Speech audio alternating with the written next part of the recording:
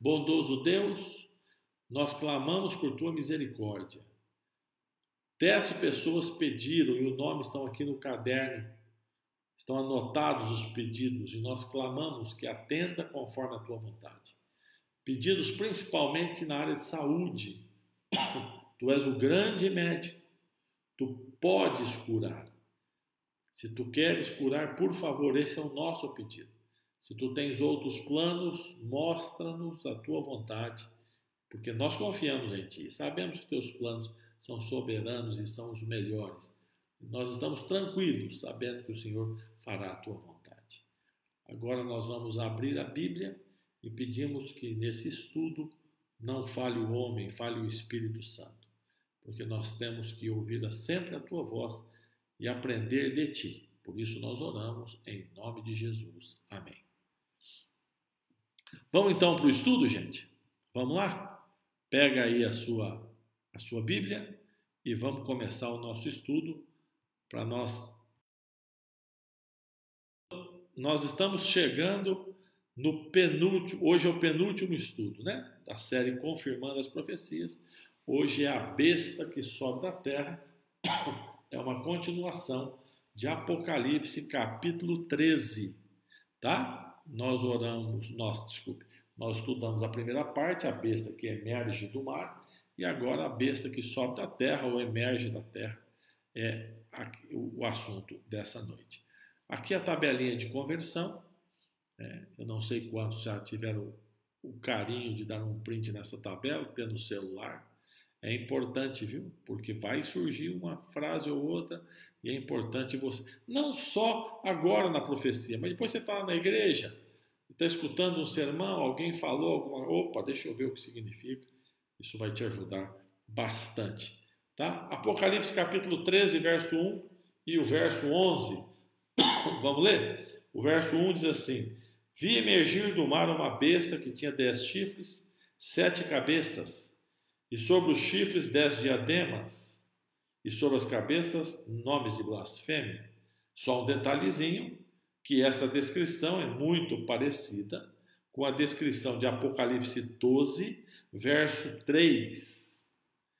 Na realidade, a besta que emerge do mar, ela é muito parecida com o dragão de Apocalipse 12. E para quem não sabe quem é o dragão, você leia no verso 9 do capítulo 12, e você vai descobrir que dragão é a antiga serpente, o diabo ou Satanás, ou o nome que você o chamar, né? Um chama de capiroto, outro é esse aí mesmo. Agora o verso 11, nós lemos o 13:1, agora o 11. Vi ainda outra besta. Vamos parar aqui um pouquinho?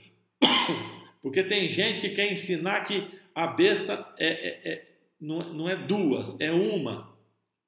Tá? Querem ensinar que são duas faces, dois lados de uma mesma moeda. De um lado cara, de outro lado coroa. De um lado a besta da água, do outro lado a besta da terra. Não é. Porque no verso 11 diz assim: vi outra besta. É outra criatura, é outro poder. É diferente. O poder que nós vamos estudar hoje é diferente do poder que estudamos na sexta-feira. E você vai ver que ela é diferente também em sua aparência.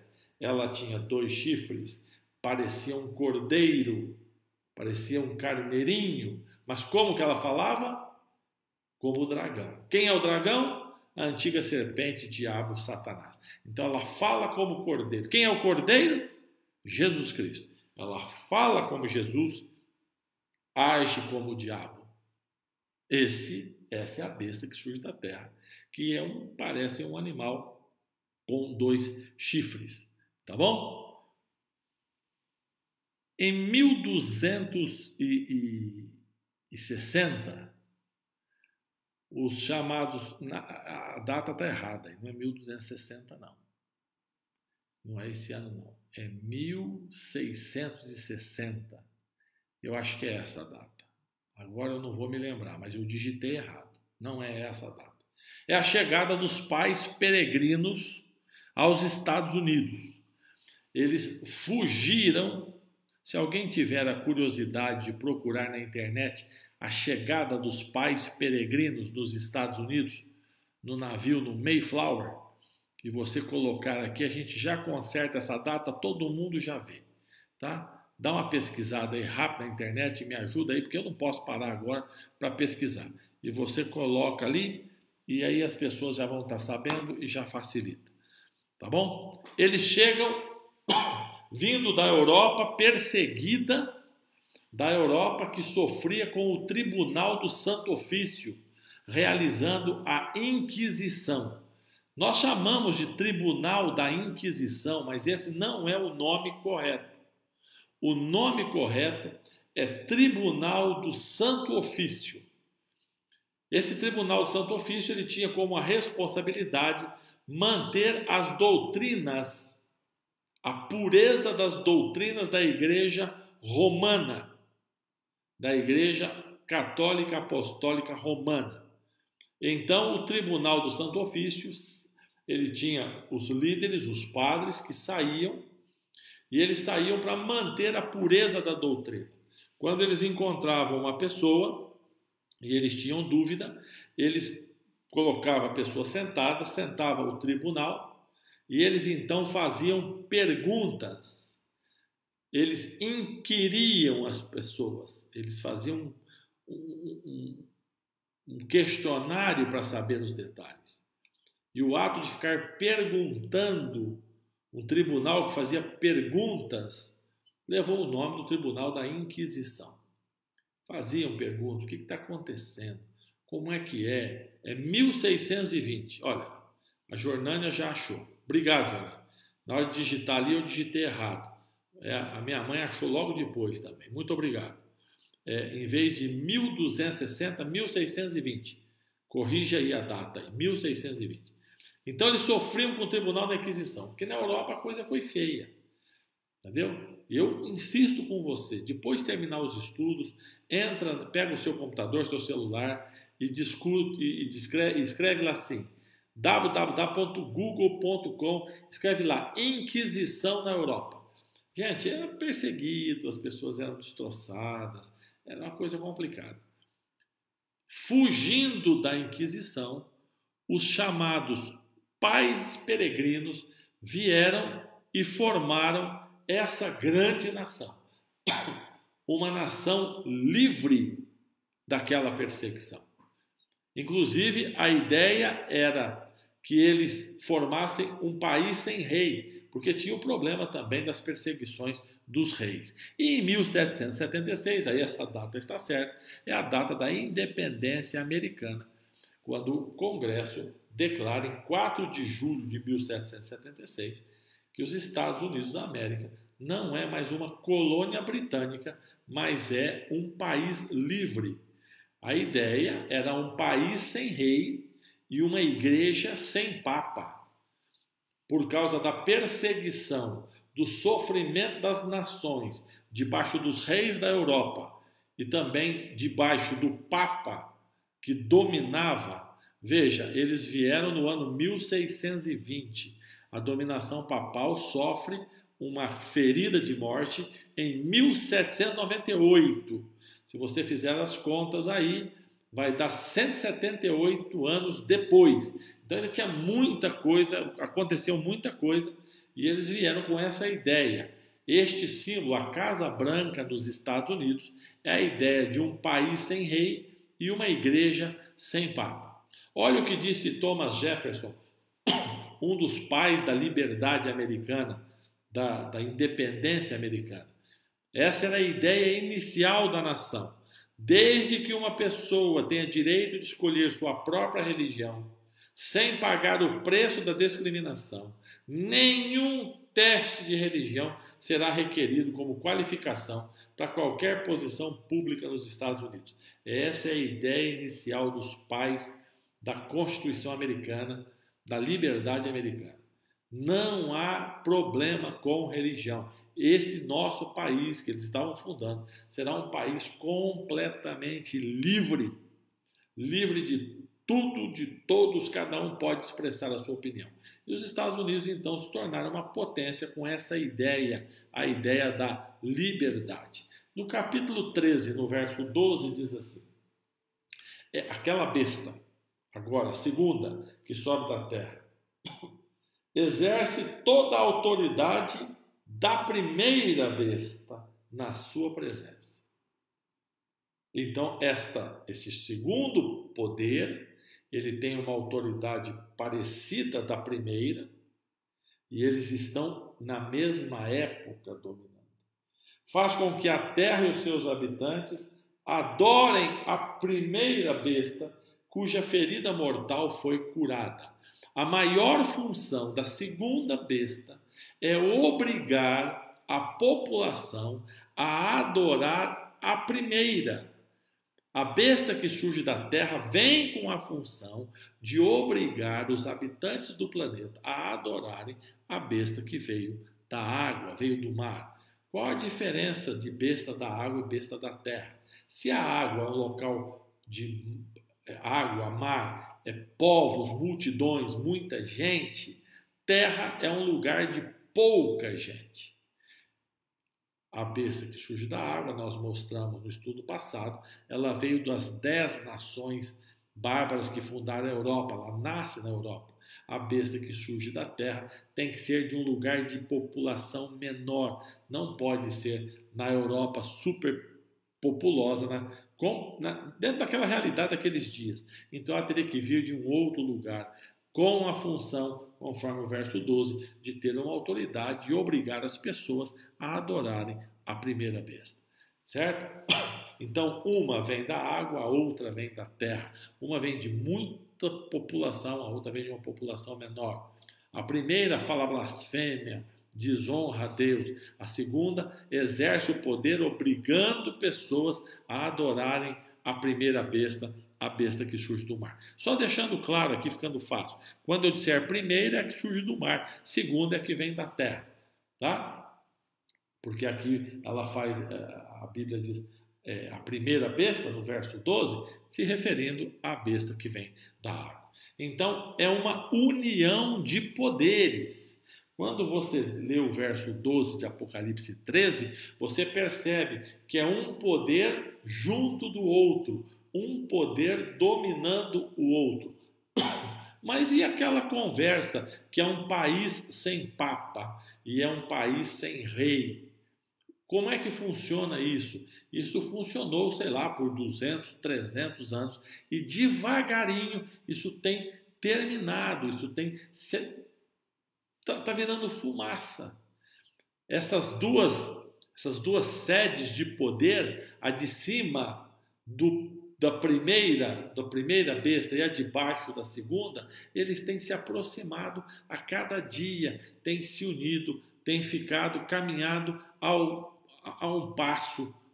mesmo passo. Em 24 de fevereiro de 1992, a revista Time falou da Santa Aliança entre entre o presidente Ronald Reagan e o Papa João Paulo II. Né? O Papa João Paulo II com aquele movimento da solidariedade na Polônia e agora lutando contra o comunismo e os Estados Unidos também lutando contra o comunismo e o comunismo então se torna uma ponte de aliança chamada, na maior revista de circulação americana, se não é hoje, era naqueles dias com certeza, 24 de fevereiro de 92, chamada da Santa Aliança. Então, poderes que vão se unindo. Eles tiveram muitas reuniões nessa data. João Paulo II foi aos Estados Unidos, os Estados Unidos não recebia Papa. Há um detalhe muito interessante, não sei se você sabe, o presidente americano ele não recebe nenhum presidente em aeroporto. Ele recebe em comitiva, na Casa Branca, sei lá. Mas no aeroporto não, ele não vai receber ninguém no aeroporto. O presidente americano não, mas os papas todos eles foram receber no aeroporto, mostrando um respeito maior do que para presidente de qualquer nação. E nessas reuniões eles começaram a alinhavar, porque os Estados Unidos, durante 300 anos, foram inimigos ferrenhos da Igreja Católica, por ser um país protestante sem Papa. E Reagan e João Paulo II começam a quebrar essas diferenças e começa a haver uma aproximação. Anterior a Reagan, não há esse contato, e ali começa a chamada Santa Aliança e eles vão se aproximando, eles começam a dar as mãos, eles começam a pensar juntos, tá certo? E isso aí vem se estendendo desde aquela data. E no verso 14 de Apocalipse 13 diz assim: seduz, e falando da segunda besta que surge da terra, seduz os que habitam sobre a terra, por causa dos sinais que lhe foi dado executar diante da besta, da primeira, dizendo aos que habitam sobre a terra que façam uma imagem à besta, aquela que foi ferida a espada, a ferida de morte que nós já estudamos, mas sobreviveu. Então é um poder que está levando a mente para a adoração e a aceitação da primeira besta. Essa é a função principal da besta que surge da terra, levar o povo à adoração. Você sabe que nenhum poder, nenhuma autoridade no planeta ainda consegue ser superior aos Estados Unidos. Nada, ninguém consegue tomar uma decisão que os Estados Unidos não saibam, que eles não aprovem, que eles não estejam envolvidos. A China tenta, mas também não consegue. Então, esta aproximação é uma aproximação profética. Estes dois poderes se unindo, isso é profecia. Por isso, quando alguém diz para mim assim, não, porque a China vai ser maior que os Estados Unidos, eu nem dou bola. Não quero nem saber. Você vem com essa conversa para mim, ih, bobagem.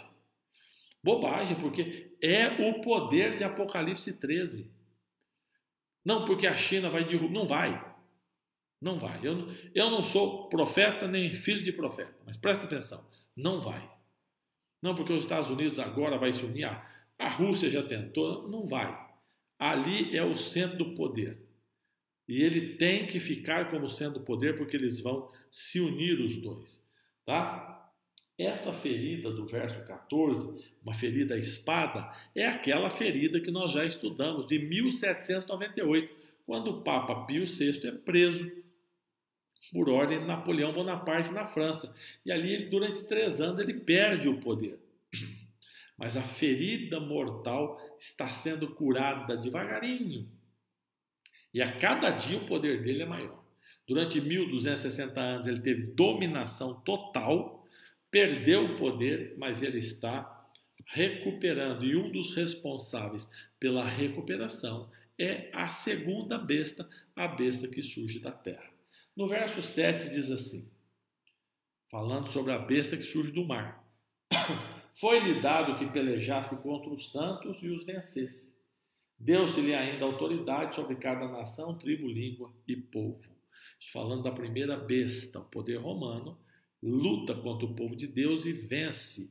Não uma batalha final, vence guerras, vence batalhas, mas não vence a guerra no final. Tá? Uma guerra formada de várias batalhas e a besta que surge do mar vence várias batalhas e tem vencido.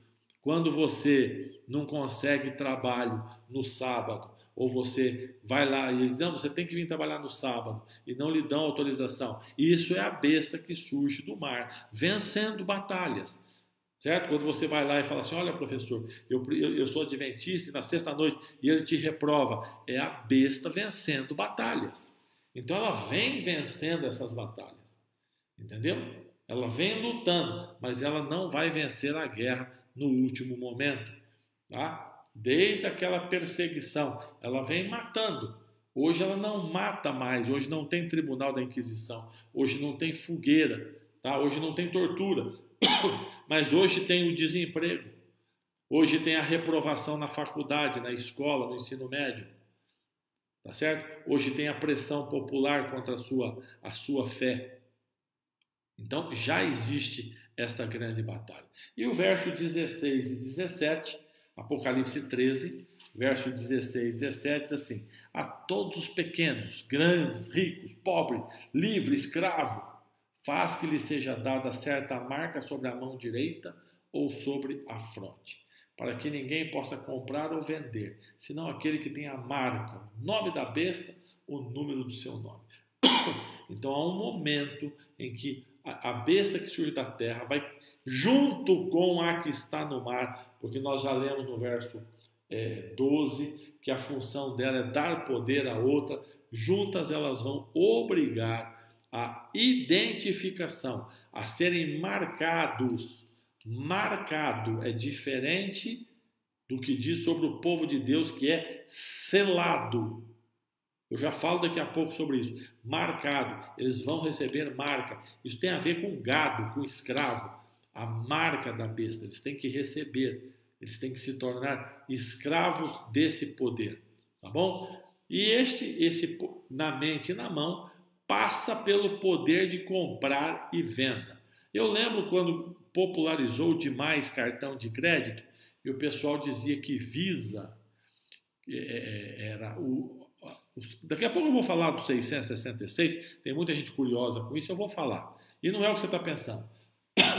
Então, cartão de crédito. De vez em quando aparece no Facebook, tá? É um chip debaixo da pele, é um chip que vai instalar. Não é, gente, não é.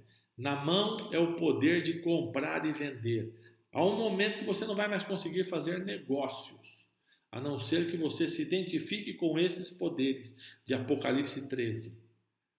E na cabeça e na testa são as ideias.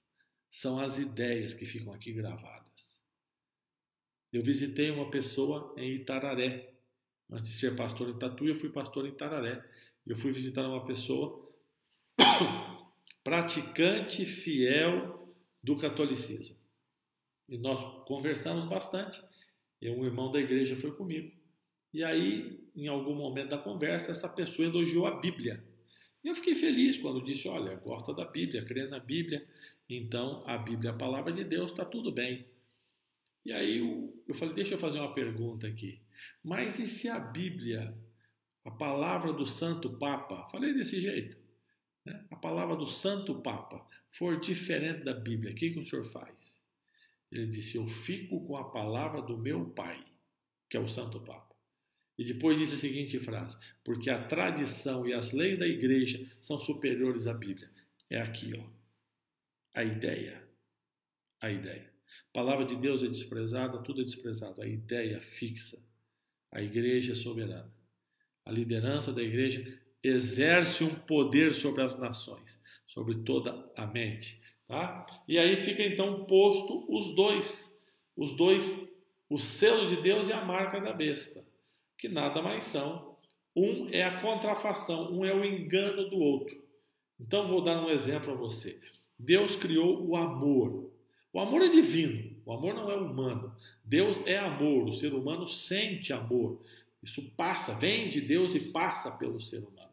O diabo vai e cria a paixão. Sabe?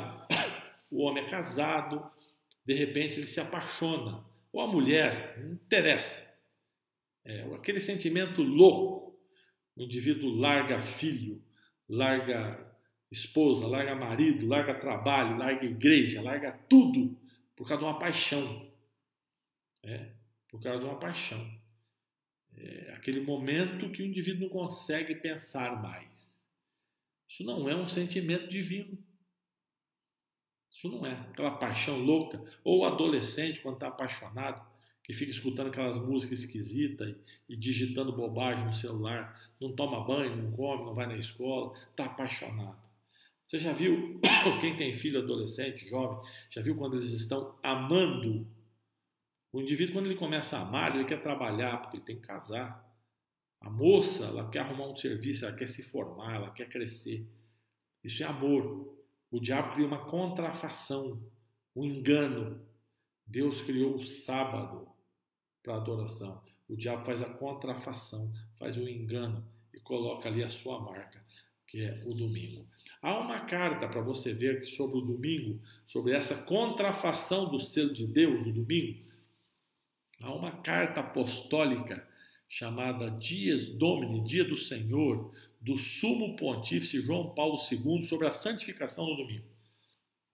esse material. Isso aqui é a imagem da capa de uma das traduções. Você acha ela na íntegra na internet.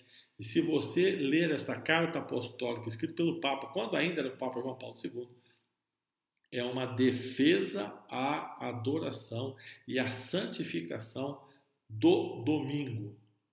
E o sábado sendo jogado como um dia espúrio, como um dia, né, igual aquele padre famoso que aparece bastante na internet, não vou lembrar o nome dele agora, que esses dias até corre um videozinho dele dizendo sobre o sábado, né, mas ninguém pega o vídeo todo, pega só aquele videozinho.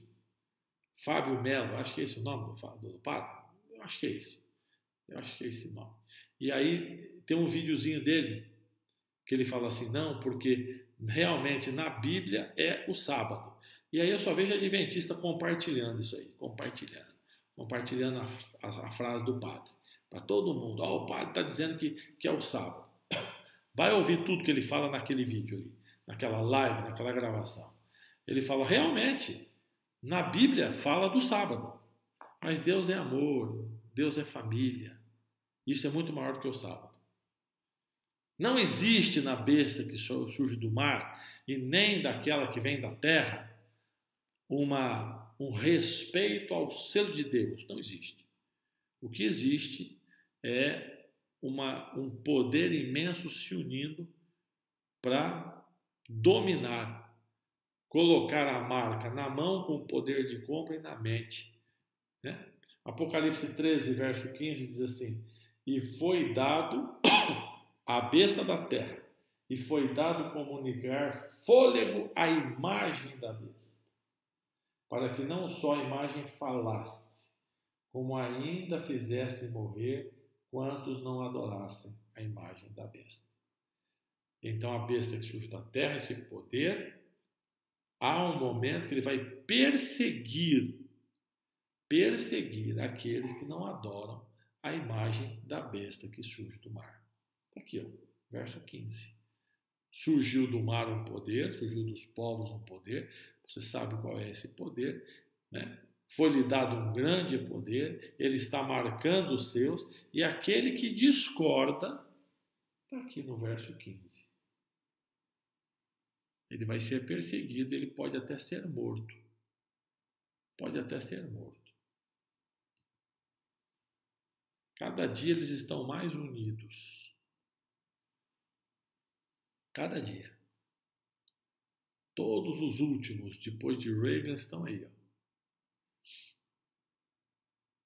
Bill Clinton, Barack Obama, aquele que gostava de fazer guerra, que eu não lembro mais o nome dele, o Trump, todos eles recebendo, todos eles sorrindo, todos eles reconhecendo o poder que há, né?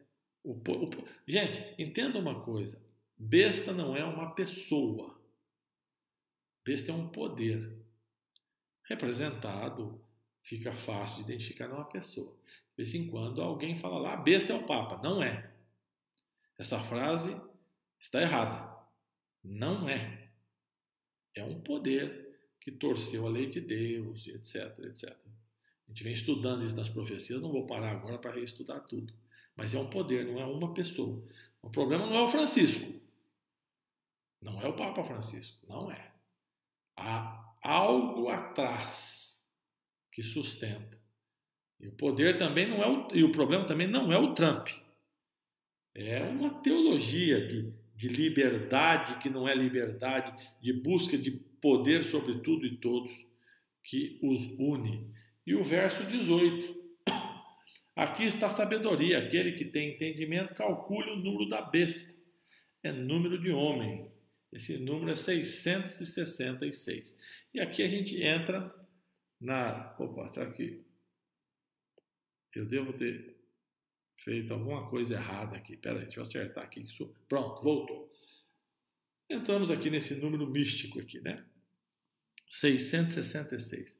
O que é esse número? O que ele significa? Então vamos parar aqui, vamos pensar um pouquinho só sobre esse número. Deixa ele aí na sua tela E deixa eu passar algumas informações para você. Existe uma técnica chamada gematria. Essa técnica, a primeira pessoa que usou essa técnica foi em 1602, um indivíduo chamado Andreas Helwing. Né? A obra que ele publicou foi em 1602. Ele usa a gematria. O que é gematria? Os hebreus, na língua hebraica se usa isso. Você substitui as letras por números, porque na língua hebraica só tem consoante, não tem vogal, você tem que colocar sinal, os números são simbolizados com as mesmas letras, então se usa essa técnica. Esse indivíduo pegou o Vicarius Filii Dei, que eu já expliquei da outra vez, está escrito, e somou as letras dentro do alfabeto romano, latim, né, dentro do latim. Então, o V de Vicarius é 5, o I é 1, o C é 100. Somou, deu 666 e ele disse o Papa é a besta. Essa técnica não está correta, tá? Não é assim. Porque eu vou falar alguma coisa agora e tem gente que vai se ofender, mas eu tenho que falar a verdade. Ellen White também dá 666. Então não é essa a técnica. Ellen White não tem esse poder atrás dela. E outros nomes, talvez até o seu dê 666. Né? E aí você é a besta? Né? E se der 333, você é meio besta? Não, não é assim. Essa não é a técnica que se usa, porque nós não usamos essa técnica em nenhuma outra profecia. Então é uma técnica surgida em 1602 para você, e não é uma técnica histórica, é uma técnica. Um outro detalhe, a palavra que aparece ali como calcular, olha lá, verso 18. Vamos lá. Aqui nós vamos gastar um tempinho, tá? Tenha paciência. Aquele que tem entendimento, calcule o número da besta. Calcular. Isso é um verbo grego. Psefizo é esse verbo. Ele significa contar, calcular, mas ele também significa descobrir, interpretar. Entendeu? Então aqui pode ser a frase, pode ser na tradução. Aquele que tem entendimento, calcule o número, ou pode ser também descubra, interprete, entenda. Tem um outro significado. Um outro detalhe. Não tem nada parecido na Bíblia com essas somas, nem Daniel, nem os profetas. Ninguém usa código secreto. Não tem. Os códigos, animal, chifre e tal, é tudo tirado da Bíblia. Olha lá na tabelinha. É tudo tirado da própria Bíblia. Não tem código secreto. Aí quando chega no 666, aí entra um código secreto e vamos descobrir. Você entendeu? É total. Você entrar com esse número aqui e começar a procurar, sai fora de tudo que nós estudamos. Tá? Outro detalhe. Esse número, quando você aplica ele e você coloca ele para uma entidade na história, no passado ou no presente, você tem que entender que esse número ele aparece depois que a ferida mortal foi curada. Lê dentro do contexto. A ferida é curada e aí aparece o número e João diz assim, tenta entender isso aí, tenta interpretar isso aí. Então não é algo passado. Então você dizer que 666 é o passado, não, ele é depois da ferida mortal. E a ferida mortal ainda não foi curada completamente. Ainda não foi. Ela está sendo curada cada dia mais. Cada dia mais. Agora já há aí uma busca. O Covid-19 está ajudando para essa cura. Por quê? Porque nós descobrimos, o mundo descobriu algumas coisas. Primeiro, o mundo descobriu que tráfico de arma e tráfico de droga não tem jeito. Não tem controle. O mundo descobriu também que uma pandemia como o Covid arrebentou com tudo. O mundo descobriu também que a violência contra...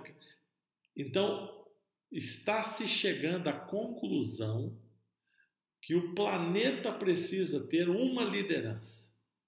E aí autores que não são cristãos, são agnósticos ou ateus, agnóstico é uma coisa, ateu é outra, mas são agnósticos ou ateus, estão sugerindo uma liderança mundial. E agora a pergunta de R$ 1 milhão. Quem eles estão sugerindo como líder mundial? Exatamente. Então, a ferida mortal está sendo curada. Outro detalhe também que é importante.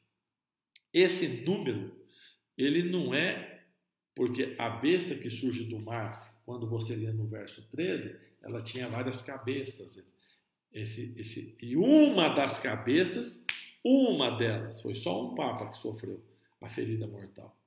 Então esse número, ele não representa uma pessoa, ele representa um poder, tá certo? A melhor jeito de você entender então esse texto. Então como é que eu vou entender esse texto, pastor? Puxa vida, não é conta, não posso substituir letra, complicou para mim. O mais fácil é você entender o seguinte, essa besta que leva o número 666, ela está reunida, ela está unida à primeira besta e ao dragão. E juntos os três, eles formam uma tríade do mal. Existe a trindade e existe a tríade do mal. Tá certo? Você vai perceber que na Bíblia, em muitos lugares, o número 6, ele mostra algo que não está completo. Por exemplo, tem o sexto selo, tem a sexta trombeta, tem a sexta praga. Mas o plano só termina no 7. O sexto é incompleto. Então você vai perceber que este número está ligado também a algo que não está completo. Outro detalhe. João afirma em Apocalipse 7, em Apocalipse 14, que o selo é colocado sobre os servos. Tá? Então o selo ele não é imposto. O indivíduo aceita ser selado. Isso é de cada um decide. Isso é uma escolha da pessoa. Né? Já são servos de Deus, porque primeiro ele é servo, depois ele é selado. Isso é diferente. O selo vem porque ele é servo. E isso é diferente da outra opção. No selo, nós já estudamos também, tem o nome do Senhor, tem quem ele é. Então, nós vimos já, estudando, que em Êxodo 20, o selo está ali marcado no quarto mandamento. Agora, quem não adora o Criador, quem não aceita ele como o Deus poderoso, aquele que não se sente parte da criação, aquele que discorda da vontade do Senhor, ele recebe a marca da besta. Então, de um lado tem o povo de Deus sendo selado, do outro lado, aqueles que não aceitam o selo, portanto, recebem a marca. Um outro detalhe, a palavra marca é caragma, e ela significa marca, carimbo, impressão, marcação. Geralmente, esse termo ele é usado no Novo Testamento no assunto de marcação de animais, de escravos. Então é muito diferente o que acontece com o povo de Deus e o que acontece através da marca da besta. Tá? A Trindade é algo perfeito, é algo santo. Né? E aí vem a ideia da repetição de 7. Deus poderia representar a Trindade como 777. Do outro lado, tem, eu não gosto do nome Trindade Satânica, mas para você entender vai ficar mais fácil. Tem a Trindade Satânica, que é o dragão e as duas bestas, que mais tarde no Apocalipse a segunda besta é apresentada como o falso profeta. Então eles são uma contrafação, eles são uma luta, uma enganação do correto, do poder de Deus, da Trindade.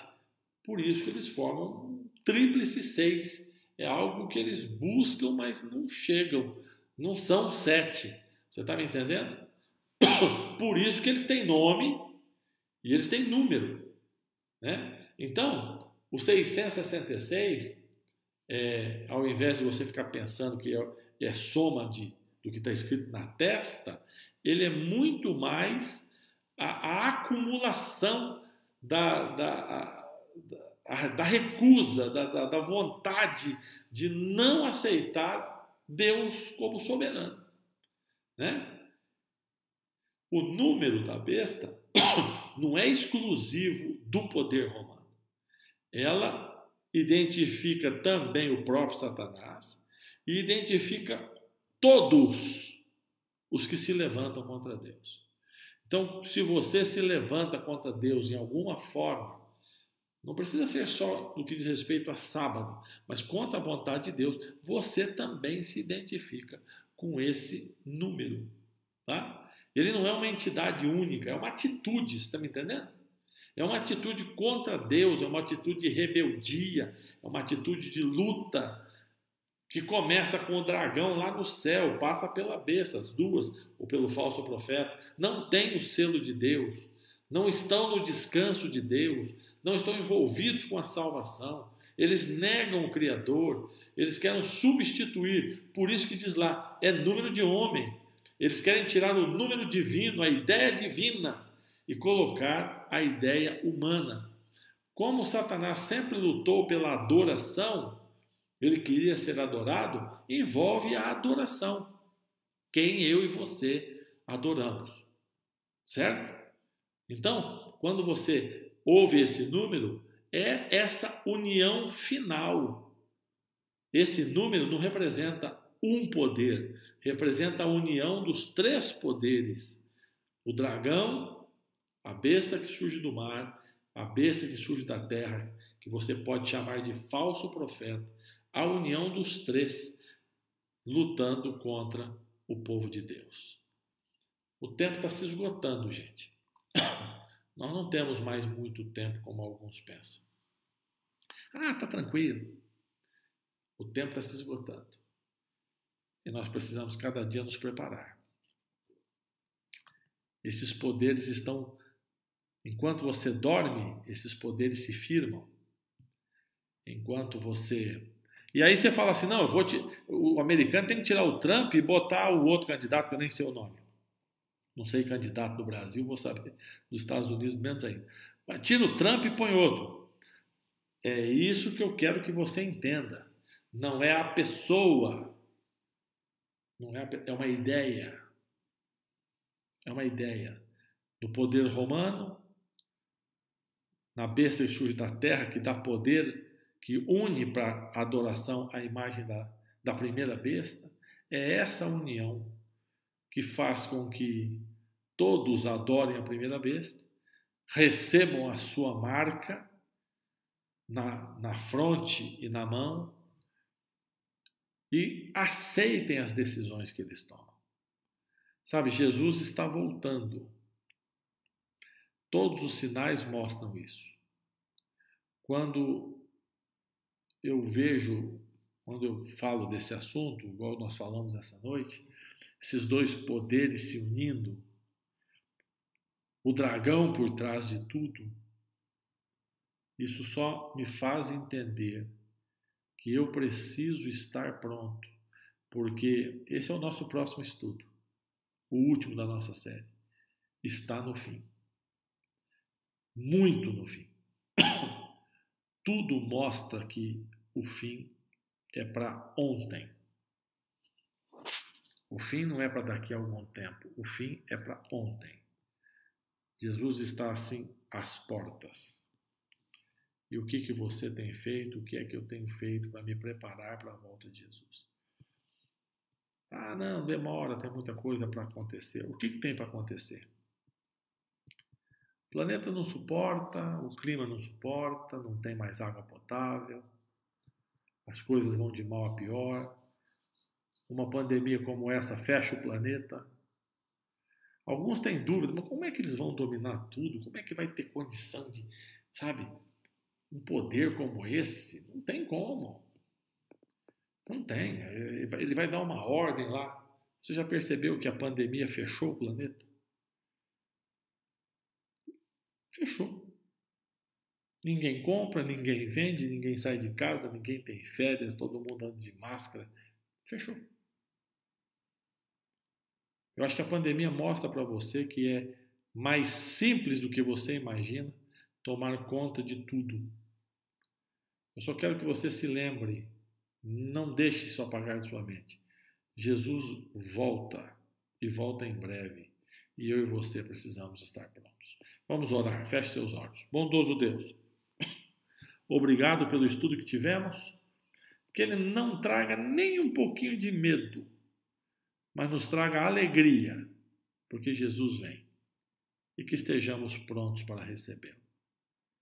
Cada família, cada pessoa que assistiu, que ouviu, que vai assistir, que sejam abençoados. Eu peço em nome de Jesus. Amém. Deus abençoe você. Quarta-feira, Sermão da Montanha. Tá bom? Tamo junto. Quarta de manhã você recebe o último vídeo do Eu Creio na Família. E sexta-feira encerramos o Confirmando as Profecias. Muito obrigado por você ter participado, muito obrigado por ter tido paciência e ficar com a gente até agora. Que Deus abençoe a todos vocês.